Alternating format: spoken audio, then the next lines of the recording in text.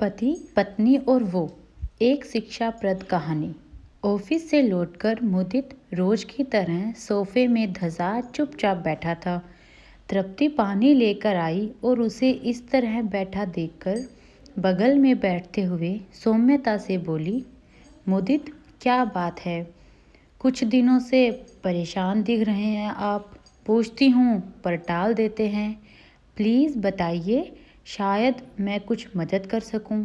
हालांकि तृप्ति को उम्मीद कम थी कि मुदित कुछ बताएगा, फिर भी उसने मुदित की हथेली अपनी हथेलियों में रखते हुए कहा, मन की बात कह देने से मन हल्का हो जाता है।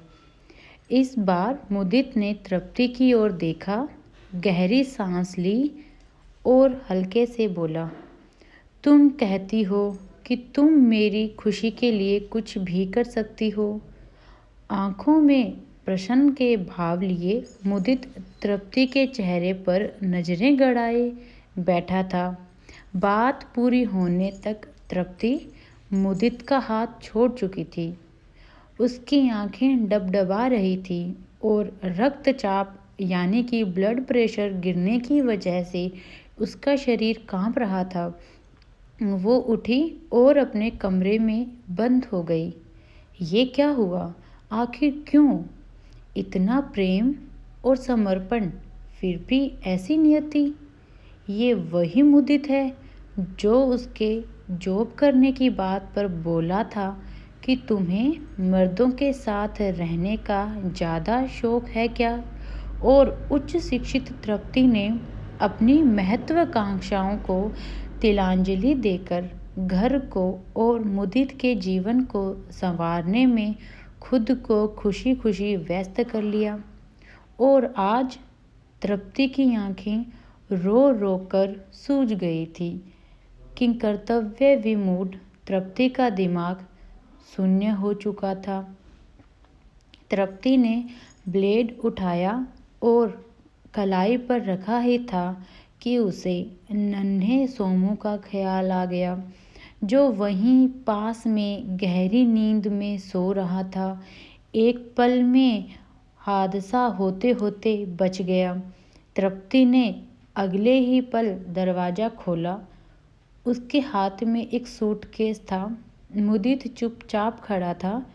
तृप्ति ने उसे सूटकेस पकड़ाते हुए दृढ़ता से कहा, हाँ, आपकी खुशी के लिए मैं कुछ भी कर सकती हूँ। आपको आज़ाद कर रही हूँ। अपनी प्रेमिका के साथ चाहे जहाँ जाकर रहो। ये मकान मेरे नाम पर लिया गया था तो लीगली इसकी मालकिन मैं हूँ। और हाँ, वो दोनों फ्लैट भी मेरे ही हैं। ये कार की चाबी आप यहीं रखते जाना, क्योंकि ये मेरे पापा ने दी है। अब आप यहाँ से जा सकते हैं। अवाक खड़ा मुदित घर से निकल लिया। उसे शांत और सौम्य तृप्ति से कुछ और ही उम्मीद थी, पर 2 घंटे के बाद ही मुदित वापस दरवाजे पर था। तृप्ति, मुझे माफ़ कर दो प्लीज़, फूट फूट कर रोते हुए मुदित कहता जा रहा था। वो रिया मौकाप्रस्त निकली। उसने मुझसे संबंध खत्म कर लिया। मुझे इस हाल में देखकर मैंने क्या नहीं किया उसके लिए। और वो तृप्ति ने दरवाज़ा खोला और अंदर जाने लगी। उसके पीछे पीछे मुदित माफ़ी मांगते हुए अंदर आ गया। माफ़ कर दो ना मुझे, मैं भटक गया था। मौकापरस्त तो तुम भी हो मुदित, पर मैं तुम्हारे जैसे नहीं हूँ। तुम इस घर में मेरे साथ तो रहोगे, पर अब मेरा प्यार, समर्पण और भावनाएं तुम्हें नहीं मिलेगी, क्योंकि तुम अब मेरे पति नहीं हो। मेरा पति तो उसी दिन खो गया था जब उसके मन में किसी और के लिए आकर्षण पैदा हुआ। अब तुम सिर्फ एक परित्यक्त हो। कहानी सुनने के लिए धन्यवाद।